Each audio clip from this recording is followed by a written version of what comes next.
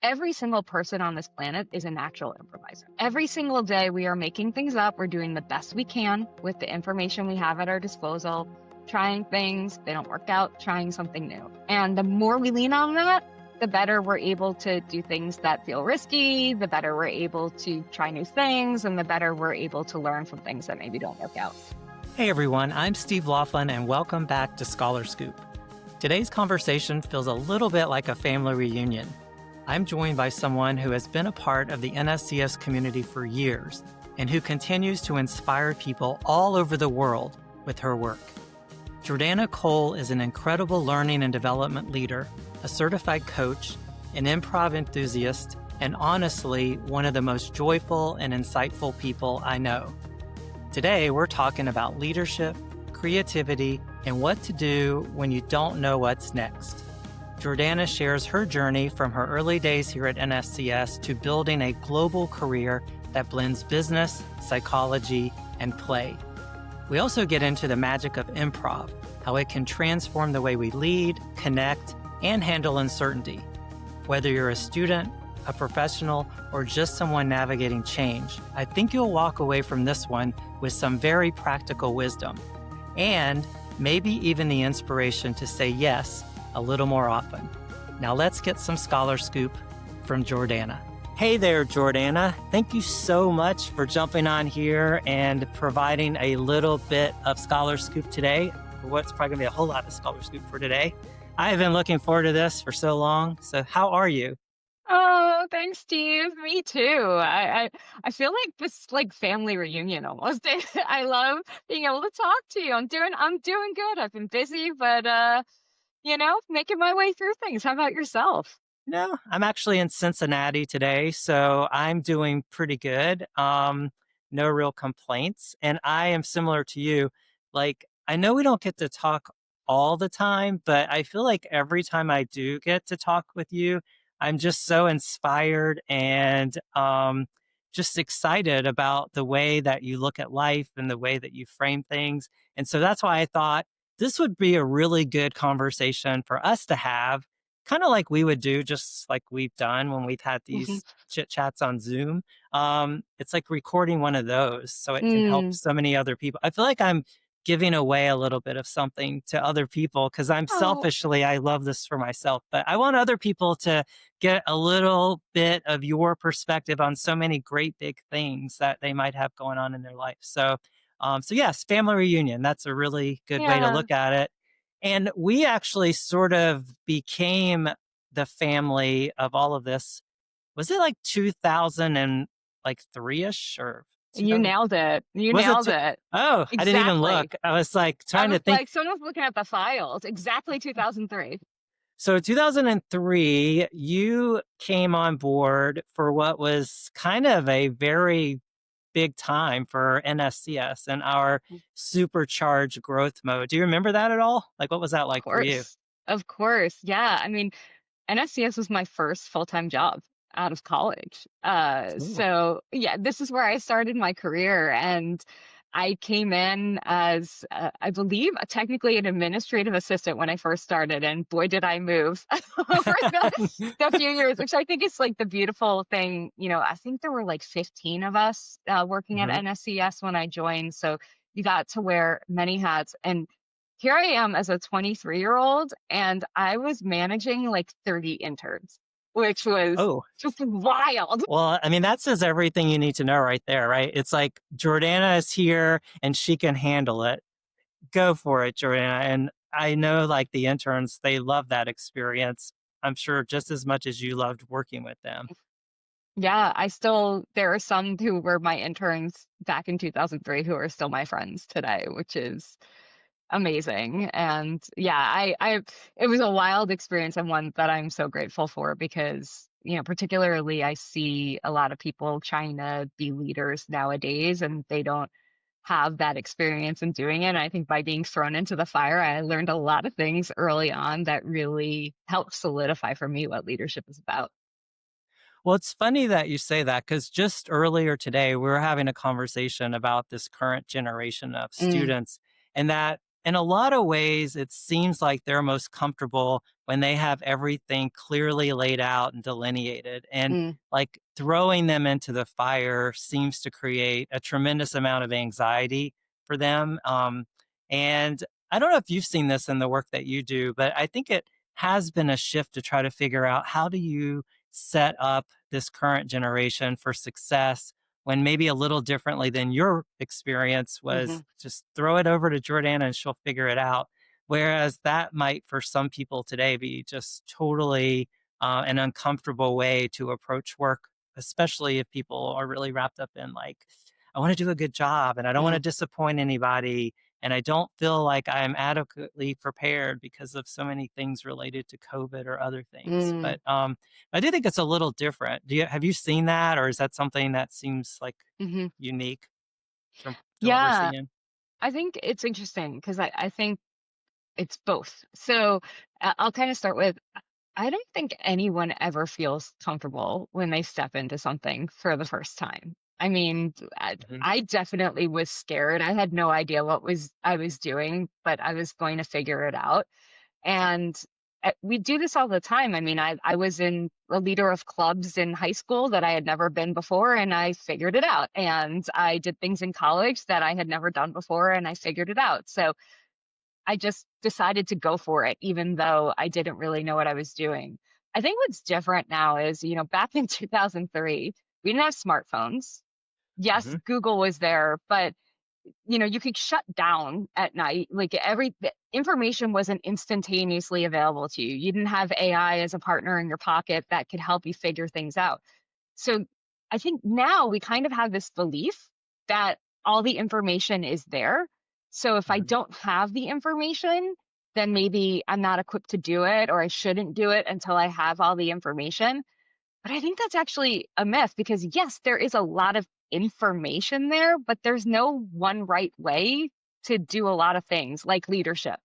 And a lot of it comes through trial and error. I feel like no matter who you are, no matter where you've been or what era you are from, all the time we are learning from mistakes that we make and we're growing through experiences, not just reading instructions or following what somebody else does. I think that's something that people need to hear and digest and take it to heart to know that it's actually such a good point. Like everything that you know how to do, you had to do it for the first time, one time, right? And hmm so putting yourself into those like situations are oftentimes the best way to learn, to grow, and to look at all the resources that exist now as just support, not necessarily the things that are going to solve the challenge or create the solution. It still needs some of your personal power to do that. But I do think that's really something that a lot of people can benefit from just continuing to feel like that's okay. It's okay not to know everything and how to do it. Yeah, And I none think of us can. none of us can, but the thing that I remember all the way back to 2003 was you would always drag our team into like the improv studio to do practically anything that we were doing for team development. It always seemed to revolve around going into the improv studio, which really like frightened the pants off of me because like I'm not that person that gets right up there and jumps right in. But there's so much about that that I think was important for our team at that point in time. But I think a lot of the work that you've done over the years has really kind of had its roots in that improv side of things. So tell us a little bit about that, how you got started, what it means for you, and how it works for people so well. Yeah. So I started doing improv. Well, I'll say I started attending improv shows when I was in high school. So I grew up in the suburbs of New Jersey and I got sick of just going to the mall or the movies every weekend because that's all you could do. Again, pre cell phones. Right. And a friend of mine found this comedy club when we were in high school. Actually, it was a coffee house that had this improv troupe that was performing shows. And we went one time and we just started going every week. And I loved watching them. And I would always yell out suggestions. And anytime they wanted an audience volunteer, I looked at it as play and fun, not like getting up on stage in front of a bunch of people. And my first semester of college, I never did theater in high school. I was an athlete in high school and I led some academic clubs. my first semester of college, I found a flyer for an improv troupe, and I called my best friend at the time and I said, "What do you think? Like, should I audition for this? We're always going to these shows together." And he goes, "You have so much fun with it. Like, you have to." So I did. And I wound up joining this really small improv troupe, and it opened the pathway for me to actually explore theater in college, which again, never did in high school. It's where I found my core group of friends and just found this whole side of me that I really enjoyed doing. And when I graduated, I was missing some of that because improv theater had been my community. And while you find your community at work, it can be hard to find some of that social community that you have naturally in school. And I found an improv troupe and I started trying to get involved with them, going to some of their shows. And over a few years, I wound up taking classes, auditioning for them, and becoming a performer. And I notice improv at the core in almost every aspect of life. And it's really interesting because even though it's not the core of the work I do, and I think this is important for anybody who's in college and people are asking, what are you going to do with your life? Or high school and they're asking you what you're going to do with your life, or even you just graduated. There are ways to intertwine passions and other areas of interest to help you show up stronger as a professional or to be involved in outside of work. It doesn't have to be your core profession. Improv has made its way in what I do in training leaders and leading workshops. And the point that you brought up about, improv being great for teams, we know it helps strengthen communication. It creates stronger collaboration. It enhances creativity. People have fun with it. I went back to graduate school a decade ago to study well-being, and my thesis was all about how does improvisation actually strengthen our relationships? And I did a ton of research, and I found that the core principles of improv teach us how to be present with another person, teach us how to take others' perspectives, and teach us how to really kind of build on what's there, regardless of what it is and regardless of what happens, instead of fighting back against it or worrying about failure. And this has been kind of to your point, like my life's undercurrent work without knowing it. And I'm actually doing a TEDx talk on this topic in 2 weeks from now. So I think that the crux of kind of what I want to share about improv is every single person on this planet is a natural improviser. Every single day we are making things up. We're doing the best we can with the information we have at our disposal, trying things, they don't work out, trying something new. It's so natural to who we are that we take it for granted. And the more we lean on that, the better we're able to do things that feel risky, the better we're able to try new things, and the better we're able to learn from things that maybe don't work out. That's amazing. And is it hard to find a local improv community to participate in? Like so Mm. someone listening to this, they're like, that sounds like something that I should really look into. How does that work? How do you find that place?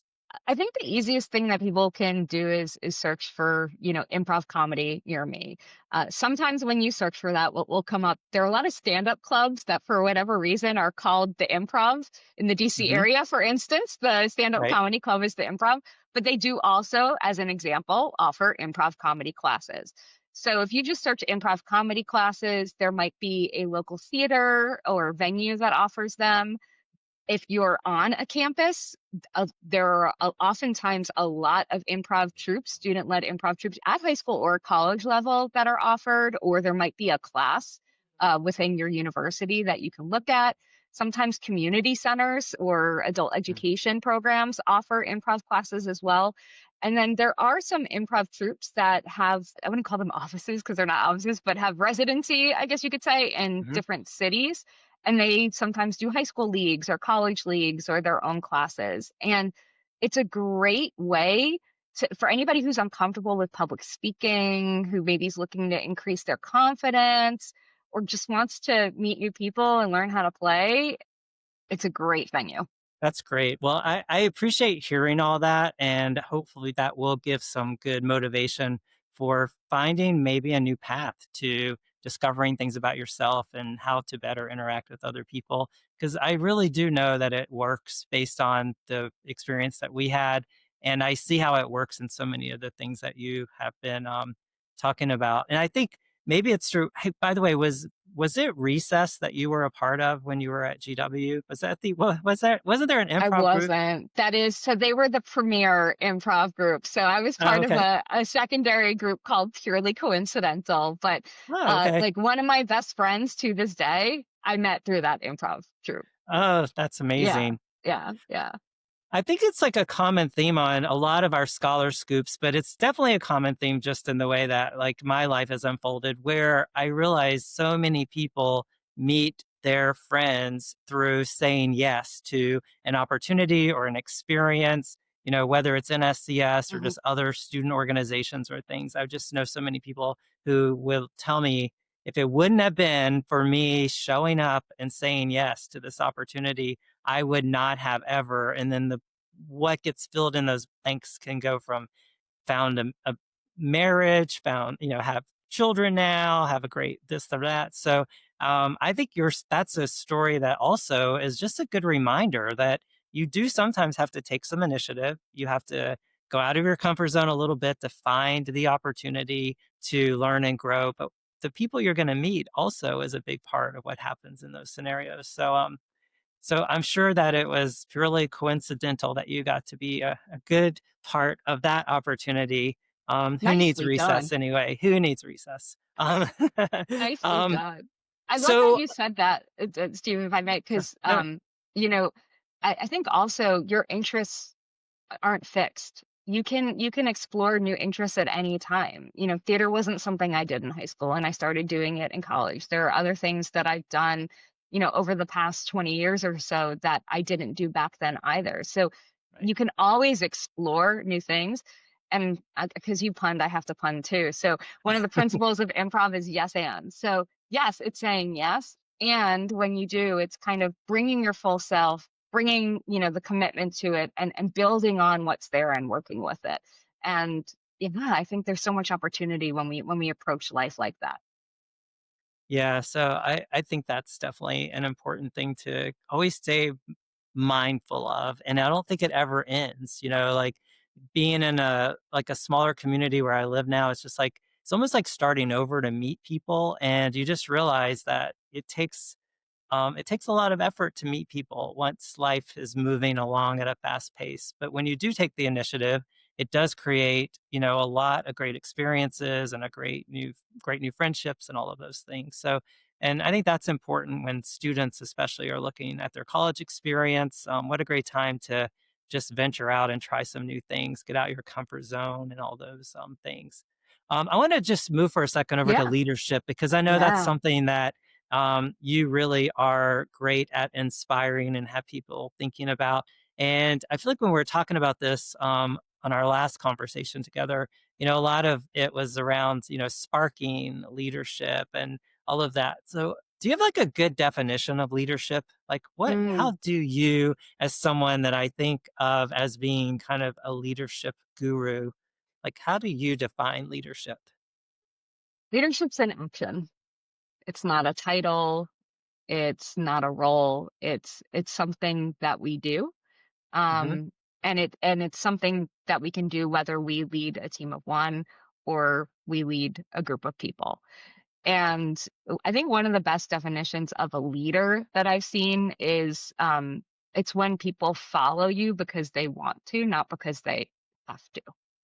Hmm. And I think if we take a step back, we can all think of people in our lives that we follow, we rally behind because we admire them, they inspire us, they role model, they bring out the best in ourselves. And then we can think about the things where we've kind of taken the charge and move forward, whether it's in our personal lives, in school, in work.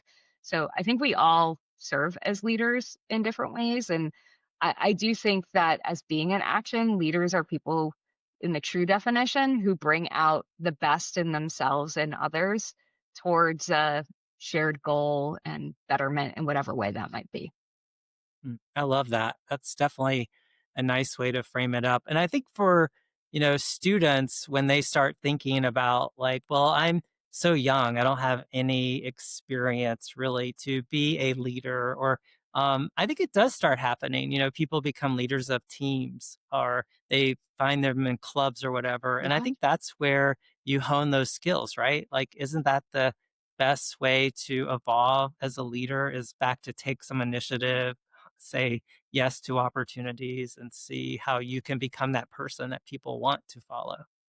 Yeah, I mean, I can point back to times in middle school or high school where looking back now, I can see that I was in a quote unquote leadership role or doing leadership as I like to think about it. Hmm. And some were formal things and some were informal things. Formal things, I was the captain of my varsity softball team. I was the president of DECA as an example. But Hmm. informal things, my Latin teacher tapped into me to be the speaker at parents' night to talk about why people should take Latin.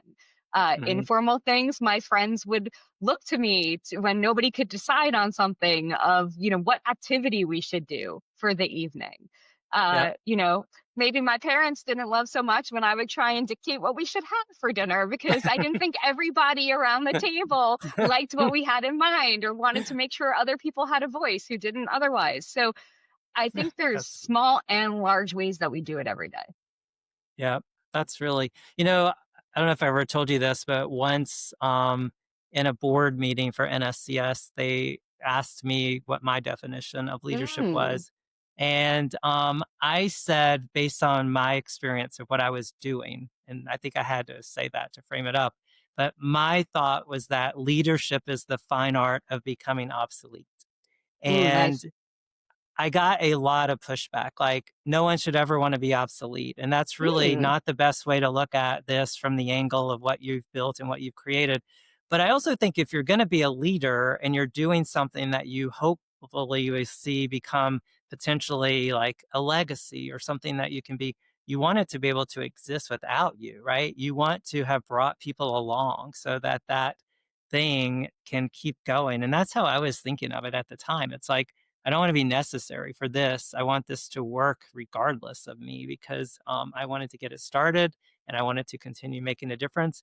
But I just remember that it turned into a much longer discussion than I think was intended. I think it was just let's do this little off the cuff thing, like, hey, what's your definition? And then it turned into a very lengthy philosophical conversation. But I do think that there's something to that as well, because I think leaders should be constantly helping and train and bring people up so that they're also getting the opportunity to shine and, eventually, if they want to, become the leader to do other things in other places because of that experience they've had being taught how to do some of those things. So anyway, that was my Yeah. memory of a defined leadership. I was hoping that was going to be your answer too, and I was like, yes, I am with you on that. We should have practiced that ahead of time. But I will Maybe. say that idea of growth, leaders grow ideas, they grow people, they Hmm. grow things. And to your point, if it requires one person to tend that all the time, the growth is going to be limited. And Hmm. I like to think of leaders almost like gardeners or planters where you plant the seed, but the environment needs to be right and you can have a role in that. But at the end of the day, each kind of creature, each seed, each being needs to grow on their own. And you can help by providing the right conditions, providing the right nourishment, but I can't grow for you and you can't grow for me. And the only person that can grow themselves is you. And I think the best leaders get that. And to Hmm. your point, it's interesting. I've seen, I'm going to call them managers because there Hmm. are managers who have the title that don't necessarily exhibit leadership behavior. Sometimes I see managers who get really territorial, either about controlling the direction of something happens because this is the way that I did it, so this is the only way that it can be done, or controlling the great people on their team because they're afraid of losing them. Hmm. And I think really great leaders actually love when somebody on their team outgrows them Hmm. because you recognize that you've provided, some of that nourishment that got them to where they are. And now they've outgrown it and can do bigger and better things. But the coolest part, I think, about being a leader is when you positively impact somebody's life, they always take a piece of them with you. When you negatively impact somebody's life, they take a piece of them Right. with you. Right. Right. So you're always a little bit there on their journey, and whatever they accomplish beyond that is just a really beautiful thing. And I never get why we try and keep somebody boxed in, because in that growing metaphor, if you keep a plant in a pot that's too small for it, it's not going to survive, and it's certainly not going to thrive. Right. No, that's definitely something that I think leaders need to hear more of, because I think, and particularly corporate leaders, sometimes it Hmm. just gets so concerned about change and the stress that it's going to put on them if someone were to leave or change. And I think Hmm. that point that you just made is a really good one. And even for people when they take jobs, right, and they start new in their career, they take a new opportunity. I think, how they decide to interact with the managers or the leaders, and what they can if they can look at it through that lens of like, what can I learn from this person, and how can this person teach me, but and also how can I teach them some things, because I've seen that reciprocity happen more and more, where you can really learn from your colleagues and even the people that are your direct reports. You should be kind of working together that way, Yeah, which is I truly believe you can learn from anybody. yeah. And I think we think of I need a mentor as being this person who's, the seasoned expert in whatever it is that we want to do longer term. But to your point, there's so much opportunity to learn from so many different people in so many ways. And in fact, I think sometimes the greatest mentorship opportunities come from people who are in the same spot that we're in, maybe navigating different circumstances or Mhm. slightly ahead of where we are, re- who can remember very clearly what it's like to be in the place that we're in versus somebody, maybe who's been doing this for 20 years and doesn't really remember what it's like to be, 6 months into your first job, or the Yeah. world when they were in their first job is completely different than the world today. Yeah, and sometimes I think it's a good question to ask on your first day or first week when you're talking to your manager. Like, what was your first day or in your Mhm. first week like? Do you remember that? And, what did you do that week that got you off on the right path to where you've become the person that you have? Because I do think the stories of people's lives are always so interesting, and just kind of hearing how people, and people generally like to share, I think, if there's time for it. You have to pick the right time. But I know we're kind of getting tight on time. I don't want to monopolize your day, but I would love to go back to what you said just a second ago about your TEDx talk that you Mm, are preparing to do. Congratulations on that. I know that's thank like you. such a wonderful opportunity to be able to take the stage and have that opportunity for impact. Um, I think your topic is very relevant for right now, when there's so much anxiety might be the right word, or concern just about all the things that feel like they're changing, and we don't have a lot of control over how some things are changing. And I think with college students particularly, am I majoring in something that's going to exist in 5 years, and all of those things that I think kind of are at the front of mind. You're sort of tackling this through the TED talk, back to your kind of improvising along the way. So give us the lowdown on that, little glimpse of what you're going to do when you jump up there to have your impact moment. Yeah, well, first off, I appreciate that because I do think the time is right for this message. And, part of me wanting to do this TED Talk is because I do believe it is a moment of uncertainty and a lot of stress and nervousness for a lot of people. And I wanted to create something that could help as many people as possible at any stage in their life. So the title of it is What to Do When You Don't Know What Comes Next. And spoiler alert, that's everything, and that's been all the time. And again, I think like because we're in this world of constant, information, social media, we believe we should have the answers. And the truth of the matter is, none of us have any idea what's going to happen. I have no idea what's going to happen tomorrow. I have no idea what's going to happen next week. I have no idea what's going to happen a year from now. And knowing that, how do you approach it instead of from a lens of fear, of a lens of exploration and a lens of possibility and a lens of experimentation? And I believe the answer to that is to tap into your inner improviser, because we've all got one inside of us. So bridging the improv stage and the leadership stage, I'm going to be sharing a couple of key lessons from the stage that apply to all areas of life to help people lead themselves and others better for whatever happens next. Because again, we don't really know what that's going to be. And that doesn't have to be a scary thing. Believe me, there are things that I'm scared about every single day.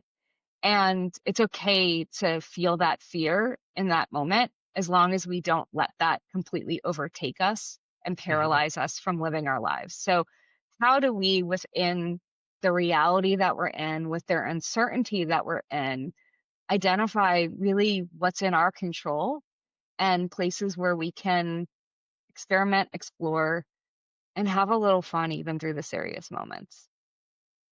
Well, I know it's going to be an incredible experience. We'll have to be sure to link your TED Talks for our NSCS community whenever that's wrapped up and ready to start racking up millions of views. We'll see if we can help you with that, because Thank you. getting that message out there. And I think one of my takeaways from the conversation, and I think I've heard you say this or I've seen it, but I do think you've kind of put it out there like that the whole idea of improv and improvisation, it's like the superpower, right? It's Hmm. something that we just haven't maybe contemplated enough how we can tap into that to really make a positive difference for us in all kinds of ways. So thank you for bringing that into a very clear picture that I think everyone who hears this can really benefit from, and hopefully feel a lot more confidence about stepping into some things and just seeing where it takes you, because that's where the fun is in life sometimes, right? I agree with you completely. I mean, that's what the journey is. Like, we call life a journey because it does have twists and turns and it does have explorations. But that's where we learn from it. And yeah, I appreciate. I think this is an important message to share. And we can be scared and still go forward. And I think that's a lot of what you learn from improvising, because you don't know what's going to happen, and none of us know what's going to happen. Well, thank you so much, Jordana, for sharing so much amazing scholar scoop. And I really look forward to being able to do this again sometime soon.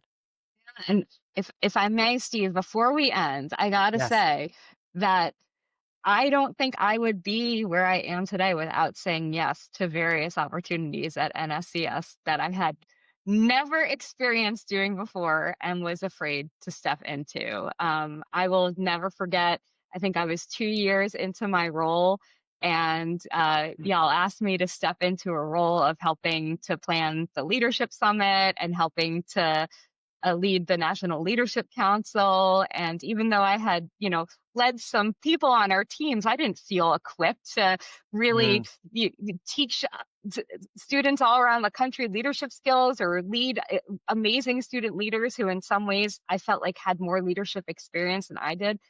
And saying yes and leaning into that has been the path that I've been on ever since. And it's shown up in different ways. I've had this really windy career path to get to me where I am. But uh, not only was it saying yes, but I think you also all saw some potential in me that I didn't even see in myself, and believed in me. And I think that is what great leaders do.